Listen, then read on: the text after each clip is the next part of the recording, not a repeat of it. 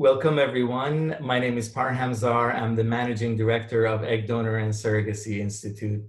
Uh, for the most part, egg donor cycles and the arrangements between intended parents and egg donors are anonymous. And mostly they do not meet and they don't know each other's identity. And aside from that, egg donors usually want to remain anonymous to the general public.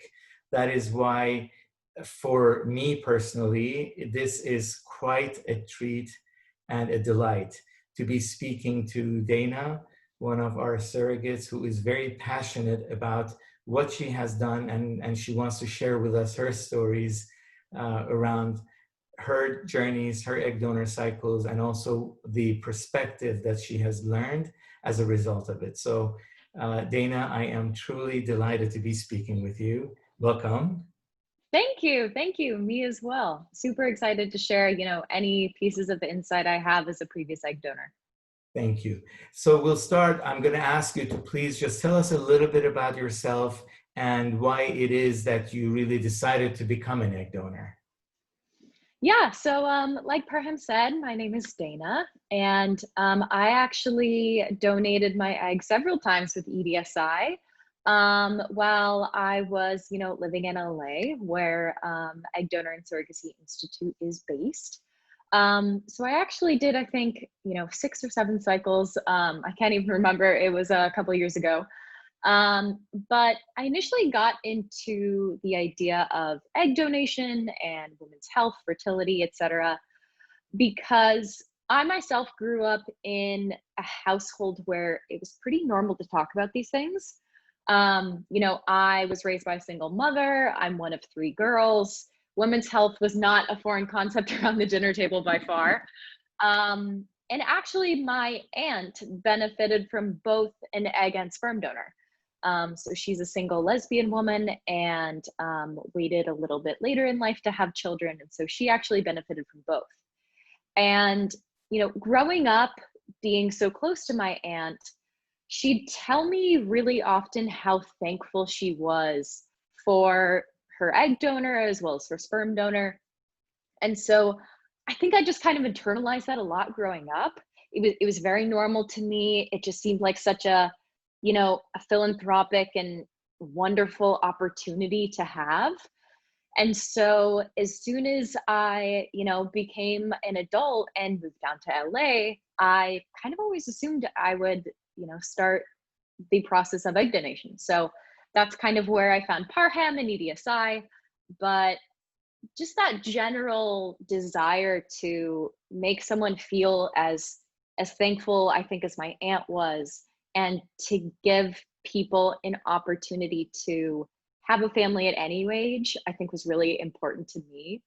Also because I myself am very career driven, shall we say, and while it's far from happening, I could very easily see myself falling into the, kind of typical case where maybe you're too focused on career, or, that's just a choice you make on your own accord. And the years slip by and then you realize you're maybe not as biologically capable of having children, you know, you now than you once were. So I wanted to kind of give back to the community before I myself maybe could benefit from an egg donor in the future or could benefit from a surrogate in the future. So seeing kind of both sides of it was really important to me, and for sure the reasons why I ended up becoming an egg donor myself. So most of the time, egg donors want to remain anonymous.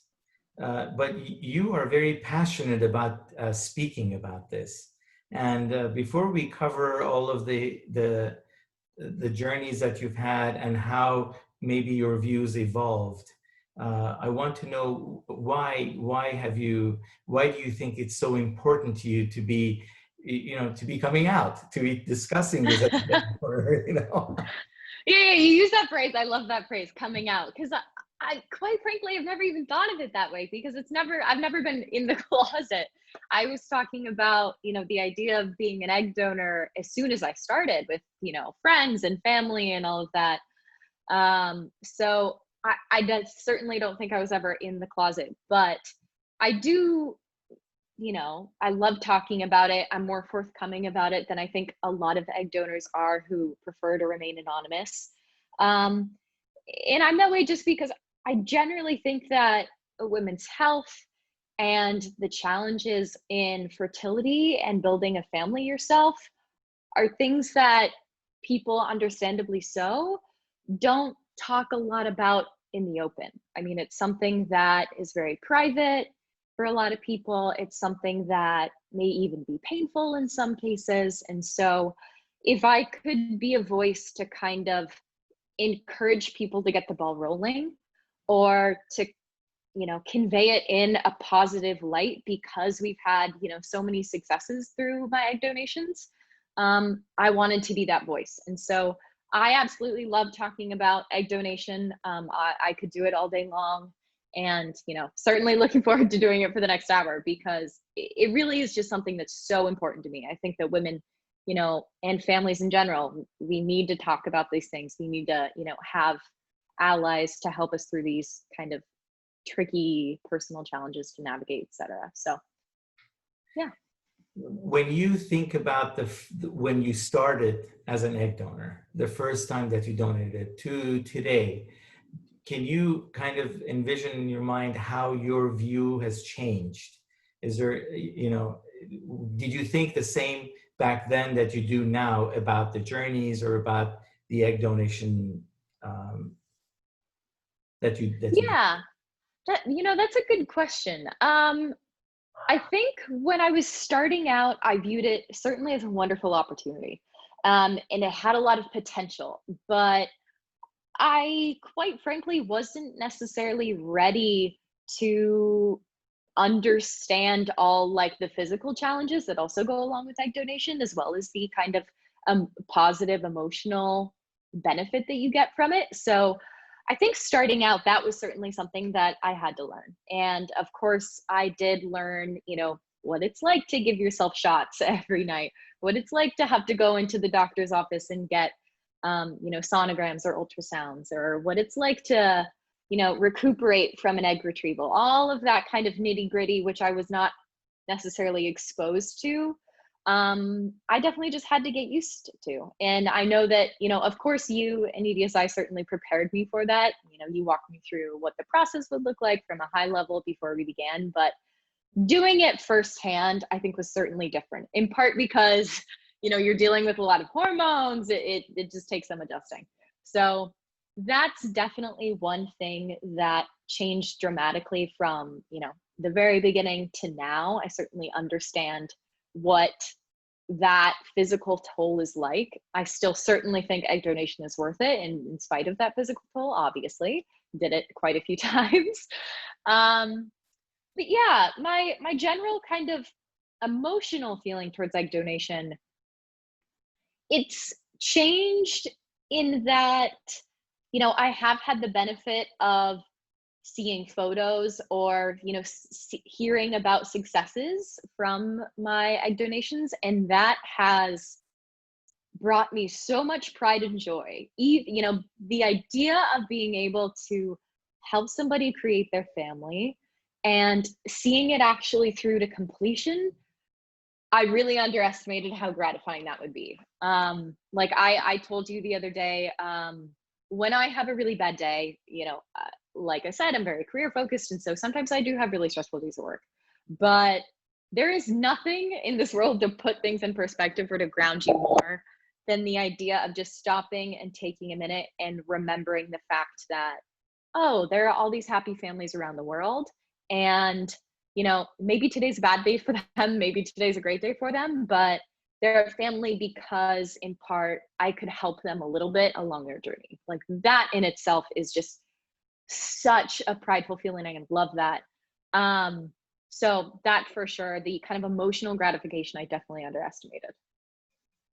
So actually, you brought up the issue, the matter of the intended parents and their forming their families, and you've done many cycles, and the intended parents have been really all over the map. Tell me, of course, it's not only the intended parents that get to choose you as their egg donor, you get to choose them and to see whether you want to help them. Tell me about that process for you. Were you ever thinking maybe, oh, I don't want to work, I read this bio and I don't have any connection with them, or were there things that you were looking for, or was it just general that you wanted to help and it didn't matter who you were helping? Yeah, I didn't necessarily have kind of a, a laundry list of things I wanted in the person, that I would donate to. While I'm sure it would be, a cherry on top if I could one day donate to maybe someone like my aunt, or someone like, the person who I envisioned myself to maybe be in 10, 20, 30 years. I wasn't dead set on having that as a criterion by any means. Instead, I think the one thing I really found myself coming back to every single time you meet with intended parents was just, being able to walk away with confidence in the fact that these people or this person genuinely want a family. And I have at least, some faith in the fact that they're earnest about that and that they could do a good job in being parents. So I kind of viewed it as it's not my responsibility to totally, love or gauge someone's ability to be a true parent, but I wanted to walk away with just, a shred of optimism. So those were really the only two criteria that I think I had.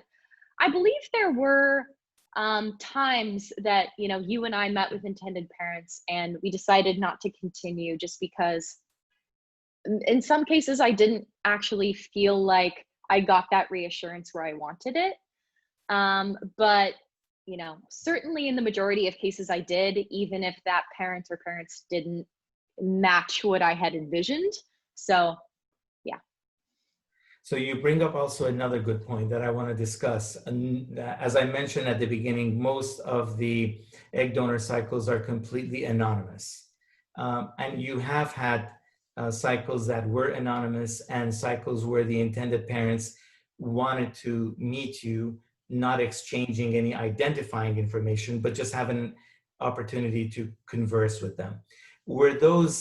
How were those two experiences different for you? Did they shape your way of thinking in any way? Yeah, so I think, with I think, maybe 2 or 3 of my cycles, I met the intended parents in person. With a couple other cycles, we had some communication, but it wasn't in person. Maybe it was a phone call. I remember maybe it was Yeah, a phone call or something. Yes. yeah. So some folks want to do like a phone call or a video chat or even a letter. So I was certainly open to donating, regardless of whether the intended parents wanted to be 100% anonymous and never have any interaction with me, or wanted to meet me multiple times and learn every tidbit of information they could about me. I personally think I got the most kind of gratification from the process if I could meet with them, just because I took a lot of my pride from the idea of, picturing them and their family and the fact that I helped later down the road. So I loved meeting the intended parents. I absolutely loved it. I think that was one of my favorite parts of the process. But I certainly understand that not everybody wants to meet, their egg donor, or maybe their surrogate you probably meet, but certainly their egg donor or their sperm donor, things like that. So yeah, I'm definitely at the boat where it's like intended parents should choose. If they were ambivalent, I'd certainly love to meet them, but not a requirement. By the way, I'm just going to say, as we continue our conversation, if anybody has questions and if you want to type them in the chat privately to me, I'll be happy to read them and discuss them with Dana. But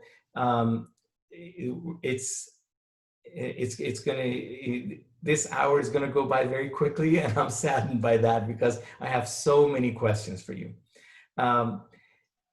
When people find out that you are being an egg donor, are there a theme in the kinds of questions that people ask you or that they wonder about? Yeah.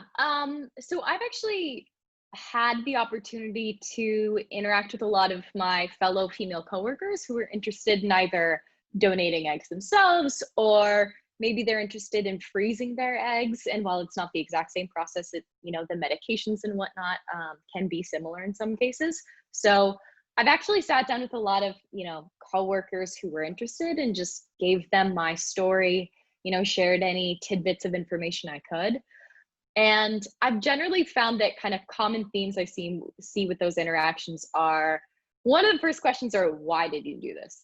Because I think for somebody who has the opportunity to do it, or this may be a little bit nervous about freezing their eggs, the idea of the medications and the retrievals can certainly seem daunting. So a lot of times they're like, okay, why would you put yourself through this if it's not mandatory? That's certainly one question. And, we answered why I became an egg donor earlier. Another question, though, that I often heard is, about the retrieval. So, what was it like? Did you go through this? Did you go through that, etc.? And I kind of walked them through the high level of what I went through personally. I never hyperstimulated or anything, which is certainly a blessing. I think I had like a mild case of hyperstimulation that first round, but since I hadn't, which is lucky. And my experience was, yeah, the retrievals and the recuperation time, they were painful in that it kind of feels like you did, the ab workout of the century. It's like getting up, getting down, walking. That's going to be painful in a very similar way as your abdominal muscles are really sore is. You also, I think one thing that kind of surprised me is the kind of amount of bloating you have, because after my retrievals, I kind of looked like 4-ish months pregnant, like very early on, because it's not quite regular stomach bloat. It's a little lower. That was certainly a fun little surprise, and definitely got used to, expecting that kind of bloat, which was funny. But, for me, that would always. You want to explain what hyperstimulation, maybe some people don't know what hyperstimulation means. Oh, yeah, sure. Sorry. So hyperstimulation, essentially, from what I understand, is the fact that, while you're going through egg donation, you're taking medication to essentially stimulate your ovaries to mature all of the eggs that your body is thinking are viable to ovulate that month. So naturally what happens is you have, say, X number of eggs that your body is considering ovulating in 1 month. It chooses one lucky one, and then that's your one ovulation. But what these meds do is they fool your body into thinking, okay, I want to ovulate all 30, say, or all 20. And with that, you're obviously putting hormones in your body to ramp up that natural process. And so as kind of a natural result of that, sometimes your ovaries can you can think about it kind of from a high level of like getting stressed from the process. So they've been hyperstimulated. And with that, maybe more discomfort or more, just like physical recuperation that needs to go on after your retrieval. But for me, it was certainly manageable. All the doctors kept a very close eye on me and, got through it a-okay, and then proceeded to do many more donations. So I'm certainly glad that I went through that process alongside the doctors. I think between being on hormones and dealing with like kind of the bloating and physical discomfort, that was a lot to take in all at once. So I'm certainly glad that we had awesome teams of doctors by my side. But yeah, that's kind of what hyperstimulation is from a high level. Has anyone ever asked you whether you have any attachment to your eggs? Yes. Oh, for sure. That's one of the questions I get a lot. It's also just a way people phrase kind of the follow-up questions that they ask. Like sometimes people, will ask, "Oh, but aren't you attached to your children?" And I'm like, well, no, because I don't have any children myself. And they're not mine. I'm a big proponent of the idea that your children are the ones you raise. So I do not have any children. Biologically, yes. In all other meanings of the word, no. So whether I would have an emotional connection to the children that resulted from my donations was something I was considering a lot, especially before I agreed to do the first donation cycle. You know, I didn't necessarily know how I would feel about it a couple years down the road. I wanted to fully explore all the kind of emotional implications of donating your eggs and, yeah, walk through that process. And so, to be honest, what I did, like any probably young woman does at that age, is call my mother. I called my mother and we talked about it for hours at end. We were, going through hypothetical scenarios, all of that. And I eventually landed on that kind of that mantra moving forward, the idea that your children are the ones you raise. And so I eventually decided to do it. And I have no personal connection to my eggs or anything.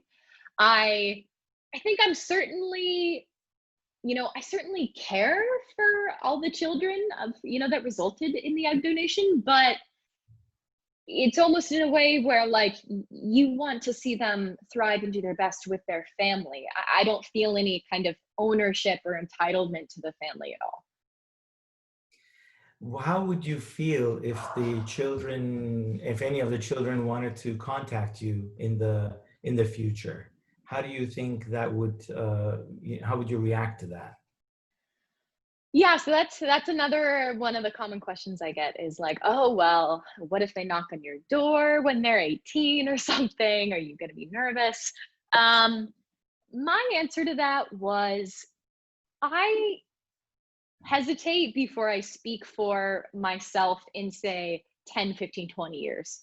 When these children are likely grown and starting to have questions themselves about how they were created, all that good stuff. So I sincerely don't know where I'll be at that age. And so one of the things that really appealed to me about this process with EDSI was the fact that I didn't have to make that decision about whether I had to disclose my information to them indefinitely or whether I, could never.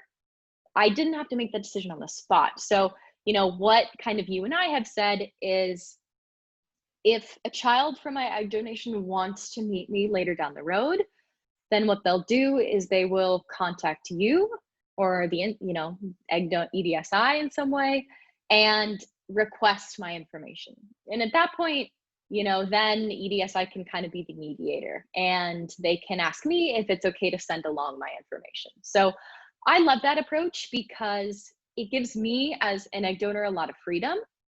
I fully anticipate, given the fact that I'm the type of person to want to talk, at a Q&A about egg donation, I fully expect my answer will be absolutely yes, send them my information as soon as possible. Because I think I would get so much joy from meeting a child that resulted from one of these cycles. But I understand that that's not for everybody, and that may not be my preference in, say, 10, 20, 30 years. So yeah, that's kind of where I'm feeling better now, though. And what if the intended parents wanted to contact you? Would it be any different? No, I don't think it'd be any different. If an intended parent I had worked with contacted me right now and said, "Hey, I'd love to catch up. Let's go get coffee," I'd say, "Great. Tell me when and where, and I will be there." Um, but you, as an egg donor, certainly don't have to do that. If you want to stay up completely anonymous, you absolutely can. That's your right as an egg donor as well. So different folks, different strokes. I lean on I want to have as much interaction kind of as possible almost, but I know a lot of people who think the exact opposite. Was there anything in the journeys that you had with your egg donation, anything that really surprised you? Every single time I got a message from you saying that there was a successful pregnancy, or maybe the intended parent was okay with telling me that babies had been born, for sure. That, that trumps any other type of surprise out of the water, because it's such an amazing feeling to be going about, your regular day. Maybe it's a regular Thursday, nothing special. And then to hear that text and just everything is put in perspective. That is bar none, the biggest surprises and the best surprises. Um, I generally think kind of the thing that surprised me personally the most throughout the process is just how this sparked such a desire in me to be somebody who's constantly advocating for, people's right to start a family and for women's health and all of that. I am a full-fledged, champion of kind of women's rights and women's health in general. And so egg donation definitely helped me start that. And I think it kind of fanned the flames, if you will. So that was certainly a pleasant surprise as well.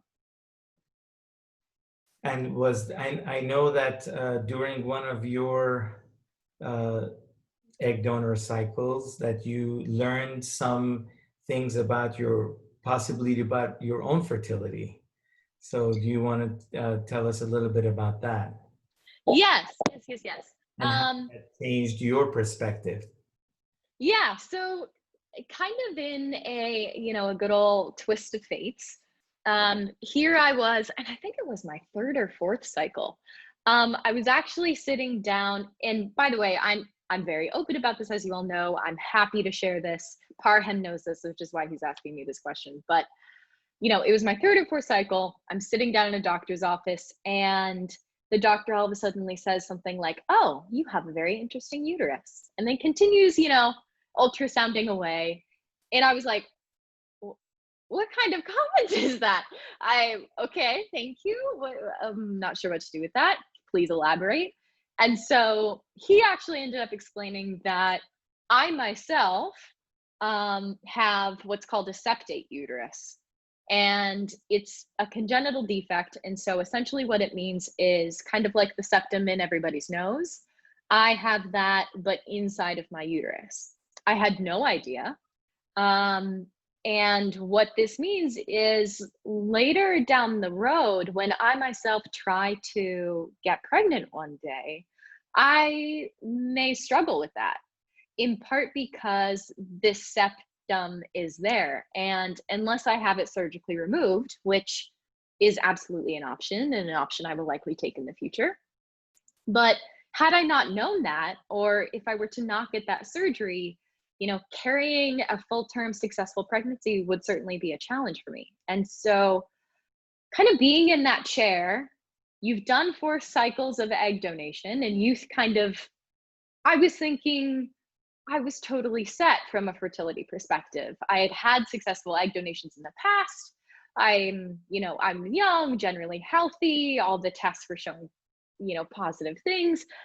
I was so surprised to hear this. And as I was telling you the other day, it really struck me with a dose of empathy, because there was, 10 or so minutes from the doctor telling me I have a septate uterus, it will be hard for you to carry a full-term successful pregnancy yourself, to, me freaking out, and then him finally getting a word in edgewise and being able to explain, this is fixable. It's a pretty minor surgery. Don't worry too much about this. For those 10 or so minutes, I was like, oh my gosh, I won't be able to have children myself. Even though I've done egg donation, that's not necessarily a get out of jail free card. It sincerely felt like I was going through at least a fraction of what a lot of our intended parents are likely going through. The shock and the concern, and just the disbelief at the fact that something you always assumed that you could do and something you kind of took for granted was no longer an option. And that feeling of not knowing if I myself could have a child, which is probably, one of my ultimate goals in life, was really, really humbling. And I'm so thankful of egg donation, in part because it taught me about that empathy firsthand. And it also gave me an opportunity to learn about, my own fertility. So yet another reason to be thankful for egg donation. I will never forget that surprise and that feeling. And I am, looking forward, quite frankly, to the day where I can have my surgery and get that thing removed and then be well on my way. So asking you the question whether you will share your egg donor experiences with your child, I think is irrelevant. I think you will. The better question is, what do you think you will tell them? I've never been asked that question before, actually. Um, I assume that, depending on their age, of course, that I'll say something like, when mommy was younger, she helped a lot of families who couldn't have a beautiful child like you. And so there are a lot of children in this world because, mom took the time to help others and was able to do so. So I assume it'll be something like that.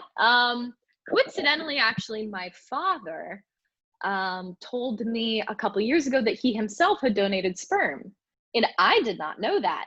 And apparently it was just in this kind of very like no frills type of way. It was back, I don't even know when, I assume in the 80s. But I was so surprised to hear that because he had waited how many years after I had done egg donation and talked about it so openly to share this. So hopefully I will do it a little more preemptively than he did. But I'll certainly tell my children, and I'm sure it will be in kind of the phrasing of, I was given this amazing opportunity to help people because I want other people to feel, the joy that my child will bring me one day. That's amazing. The fact that you will share this with your child. And I think it's important to always be honest with your children because as we have seen quite often, secrets have the worst timing and they will eventually come out at the worst times. So it is always best to really be honest with your children and discuss these things with them. They will eventually find out. Yeah, yeah. I mean, especially with today's world of technology. And yeah. Yes. Exactly. So the other question that we get quite often from intended parents, both for egg donors and surrogates, is it about the money? And it's one of those questions that's very it's in a way insulting, but at the same time it's real, and it is a good question. So I wanted you to talk about that a little bit. How much was the financial aspect of it a consideration? Yeah, so I started looking into egg donation. I knew that there was often compensation involved, but quite frankly, at least when I was looking, there was not a lot of documentation and kind of personal stories from folks sharing how much that compensation was, whether that was kind of ubiquitous and there was always going to be compensation. That was very unknown to me. So I knew that compensation was a possibility, but until I think I met with you and signed my first contract, I did not know for sure whether compensation would be, involved or how much it would be or any of that. So I'm really glad that I did not know that. And I'd really encourage egg donors to become an egg donor yourself if you genuinely want to help people and also learn about your own fertility along the way. But do not do it for the compensation. I mean, it is a physically and emotionally sometimes challenging journey. I'm not going to lie. And you can't put a price on that. You can also, of course, not put a price on the idea that you are donating your eggs, your DNA to somebody, and that in itself should never have a price. So the compensation you get for the time and the, kind of the suffering that goes into the retrieval, it should so not be a motivator. It was something that was certainly helpful for me at the time because I was in college and having to pay tuition on my own, but I did not know how much it would be or whether it was even guaranteed. So it was a nice perk, and it was something that helped me, solve problems like, well, how am I going to get to this doctor's clinic? Things like that. But I think if compensation is even in like the top 5 reasons for why an egg donor is considering joining, that's probably too high. And you should look elsewhere, because I know something that you say, Parham, is there an easier way to make monies? There is easier way to make money. You don't have to put your time, your body, your money through that, nor should you. And also risk your own fertility, because with every egg donor cycle that you do, there is still that risk that, Yes, of course. things might go wrong. And thank God it doesn't happen that often. But like any medical procedure, there are risks.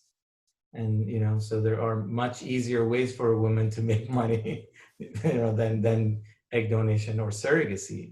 That's also, it's such an incredible commitment. Yeah. One thing that we talked about, and again, it's about the financial aspect of it, is biological infertility. There's also something very real, which is the financial infertility. A lot of intended parents who, and I realize, and I notice it now after 20 years of doing this, I notice it now more than ever, especially, during COVID times, where the need and the urge to have a child and to form your family is greater than ever. But also the financial challenges, because surrogacy and egg donation does get rather expensive. IVF is expensive. Everything that has to do with really forming a family outside of the natural having sex and having a baby gets very expensive.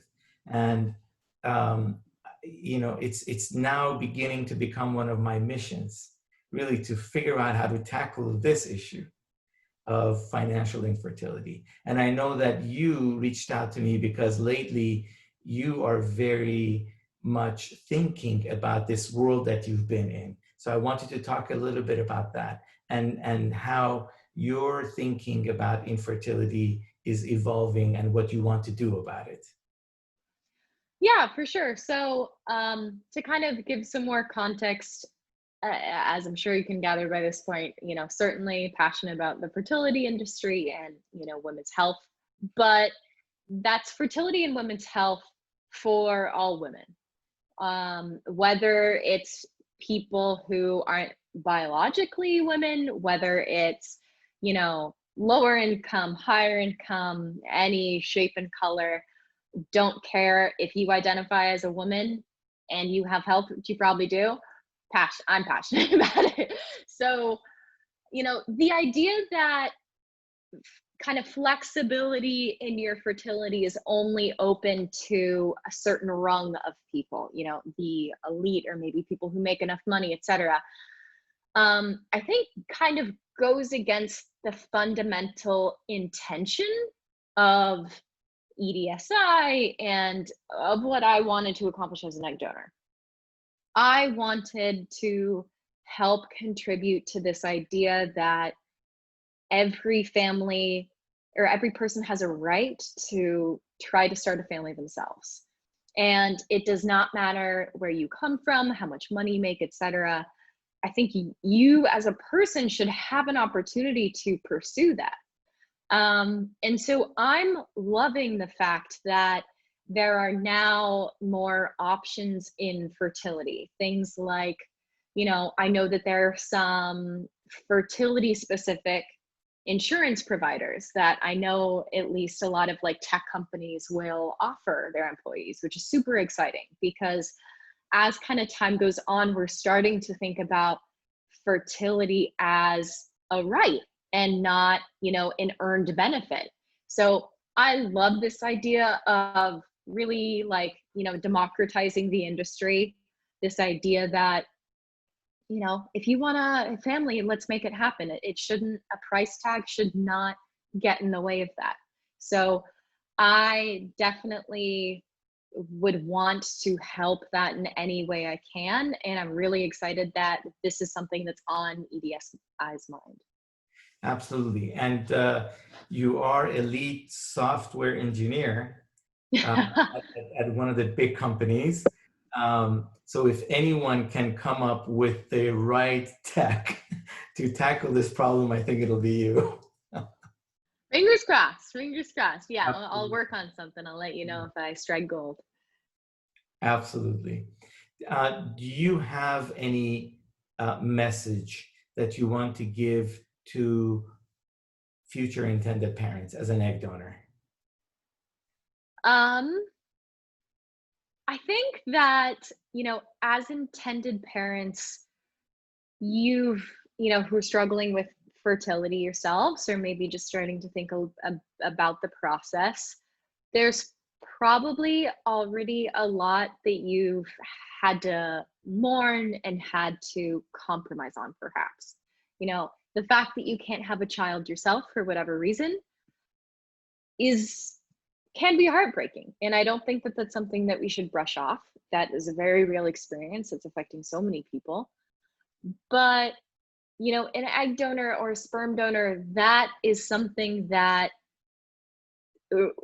will be with, at least in a little piece with your family for years to come. And so I do sincerely think it's so important to take your time through the process and to really work with an agency that you trust, be it EDSI or someone else.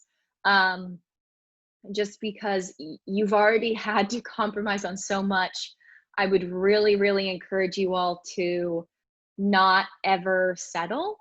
Try to find an egg donor or sperm donor who really suits you and who suits your family and what you're looking for. Because I do think that you have that right. And I love that one of the things that I think you, Parham, especially have done really well with the intended parents and myself is it's really felt like you've kind of curated us all through the process. You have this very delicate but reassuring way of answering all the questions, even if folks think it's too dumb or too personal. Reassuring any of those fears in really making the process feel easy and feel manageable and understandable, even though it is inherently such a kind of challenging and messy topic to stamp a solution on. So I loved that throughout my process. I felt so cared for, and I absolutely believe that intended parents deserve to feel the way that I felt as an egg donor, 100% for sure. So as a personal recommendation, I'm always in the boat that I would definitely suggest that you meet with your egg donor if you're open to it. I think that there's a lot that you can kind of tell about a person that doesn't translate on paper. You can see their little oddities, you can see how they talk, you can see how they move, you can understand if their personality and yours mesh well together. And if those things are important to you, I encourage you to, take a leap of faith and try meeting some. But if that's not for you as well, that's a-okay too. You have a right to kind of do it in your own way. I always try to tell our intended parents that we can make things completely anonymous, or it could just be maybe a phone call. It could be just, or so many different ways. It could be on a video call or in person. And I think it is important because ultimately your traits will be in that child. And so it would be good for them to go into this with that education. Yeah. It is. For better or for worse, my traits may be there. And any message that you have for any future egg donors, any advice? Yes, for sure. I would say if you are somebody who is on the fence or even kind of considering egg donation, I would encourage you to take the first step to at least learn more. I think that, you probably owe it to your own curiosity, and you have so much opportunity to help other families that there is absolutely no harm in sitting down and having a consult with a professional to learn about all your options. because there is a lot of flexibility in what you're willing to, disclose, what you're not. Maybe certain clinics you're willing to work with, others you're not, etc. There's a lot of flexibility in this process that I did not know coming in. So if you're nervous or if you want guidance about, some aspect of egg donation, I really do encourage you to take the first step, because I've told you this, egg donation is by far one of the best decisions I've ever made in my life. It is one that I continue to go back to kind of ground me in my decision making and philanthropy in general. So I absolutely recommend it. I would do it again if I could. I absolutely love the process. So I highly recommend it, but I'd encourage you to at least get the first step started so you can learn more. You alluded to the fact that you had discussed this with your mom, but how important was the support that you had from your family? Can you talk a little bit about that? Would you have, do you think you would have donated if your parents didn't agree, or, just talk about that? Yeah, so this is something, most folks in my family know about it. Maybe not everybody in my extended family, but certainly my immediate family. And I personally had the feeling like my mother, who's the person I admire most in this world, if she was seriously concerned about it, or, if she had real reservations, I would think twice. It wouldn't be a deal breaker, but it would certainly be enough to make me pause. But she herself, after asking me questions and learning that I had really thought this through and I did absolutely want to do this and why, she was totally on board. And so having my family support was so great throughout the process, because if I ever wanted somebody to lean on, I had that support system ready to go. So I could call my mother and say, oh my gosh, I don't want to do this next, round of injections tonight. I'm going to have my roommate come home and do them for me, or whatever. It's always nice to have someone to kind of vent to throughout any challenging process. So I'd absolutely recommend that. If not your family, then your friends, or, maybe coworkers that you're personally close to, things like that, because it really does help from an emotional perspective to just have kind of like, in software engineering, we call it a rubber ducky. Having a rubber ducky to bounce all of your thoughts on. You need someone to help you walk through all of these like philosophical and kind of emotional questions that you're going to ask yourself. So absolutely encourage you to build that support system. What it looks like, does not matter, but I definitely encourage you to kind of reach out and share what you're willing to. One of the questions that I have here is, talk about genetic illnesses that requires a woman to use an egg donor. What did you have to do in order to look at your genetic makeup? What kind of screening did they do, or talk about that a little bit, please? Yeah. So before I started my first donation, essentially what we did was a full health panel, as well as actually a like kind of neurological background or emotional panel, if you will. So what the process really looked like was I reached out to EDSI. I filled out their, I think it was an application online at the time. And then you all, responded via email. And that's kind of how we got the ball rolling. From there, what the process looked like was I believe, and Parham, correct me if my memory is not correct, but I think I first filled out a generic questionnaire about things like, how old is my father? How old is my mother? Do they have any serious health concerns? Just kind of a general background to get in a high level overview of what your health history looks like, similar to any health history you would do at a doctor's office. And then from there, what we also did is I actually sat down with, I don't know if she was a therapist or, Well, you have um, psychological screening, which is one, ah, but then also a genetic counselor. Uh, yes. Two different, yes. Yeah, okay. So it was a psychological screening then. So she walked me through a bunch of questions around egg donation and process, and also just my general life, and to kind of vet that I was emotionally and neurologically sound enough to make a decision like this, and I was equipped with all of the tools I needed in my tool belt to make a decision in like this. And then after that was done, I went through exactly what you said, the genetic screening. So it was pretty robust. I remember there was 2 or 3 blood tests, and they screened me for not only possible genetic abnormalities that I had, but also genetic abnormalities that I may be a carrier for, so that they could later cross-reference that with a sperm donor or the intended father's DNA, just to be sure that there were no kind of problems or mix-ups there or anything. So it was certainly pretty robust, and so I was pleased to kind of also learn that information for myself selfishly. That's amazing.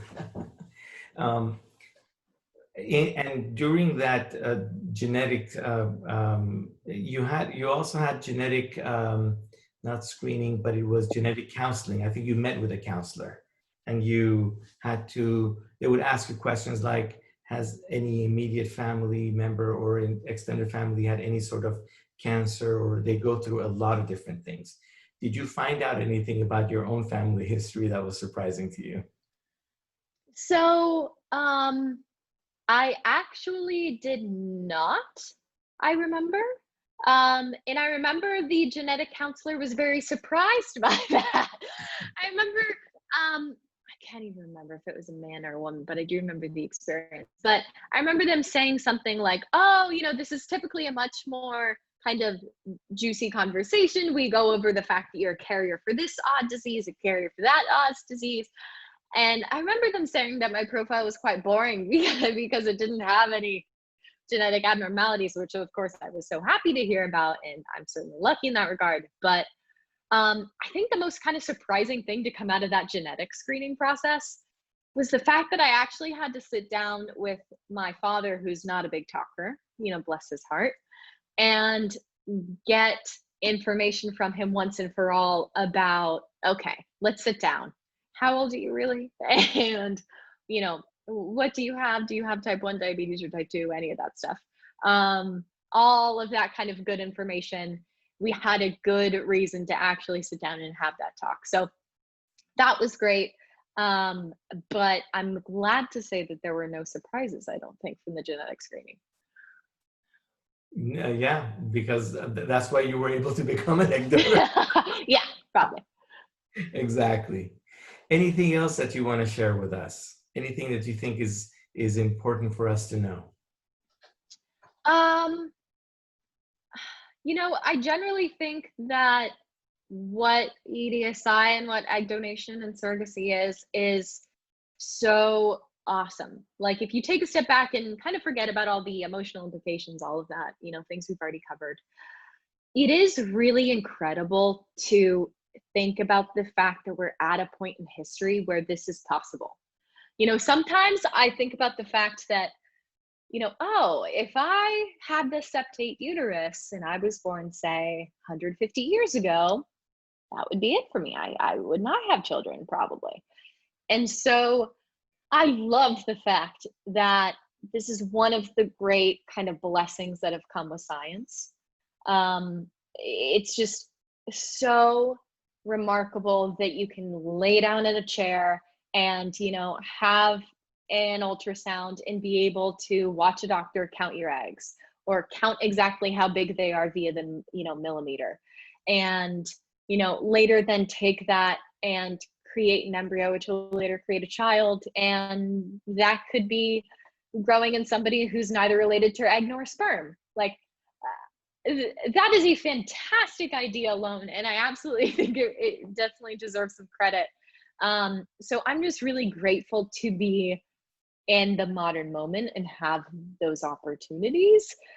I'm sure 100, Dana born in 150 years ago would certainly be disappointed by the fact that she probably could not have kids on her own. So I'm just in awe of that, and so, so grateful for all of you all at, EDSI, as well as kind of just the opportunity and the fact that we're able to do this for families. And it is a rewarding, I mean, I always say there's no better way to make a living than to create all the families that we do. So it is a miracle, and it's a blessing. Well, thank you, Dana. This was truly a delight and a treat for me personally, because I know that you, not only are you extremely smart, but you're very thoughtful, and you always know, you approach everything from a position of goodness, which is incredible. So I thank you for that, and thank you on behalf of all of the families that you have helped, that all of the families that you've created, that now exist in the world because of you. For the intended parents and any possible donors that are on this call or on this webinar, let's continue our conversation. I'll be happy to discuss anything that you want. My direct number is 310-697-8775. I hope I said it slow enough, but I'll repeat it again. 310-697-8775. Dana, thank you. I really appreciate it. It was great to see you and to talk to you. I'm sure we will continue our conversations. Absolutely, anytime. And I hope that you will continue advocating for egg donation, infertility, and what you said, which I absolutely loved, which was democratizing infertility. Absolutely, absolutely. All right, thank you. All Yep, right. thank you all. Okay, be well. Bye.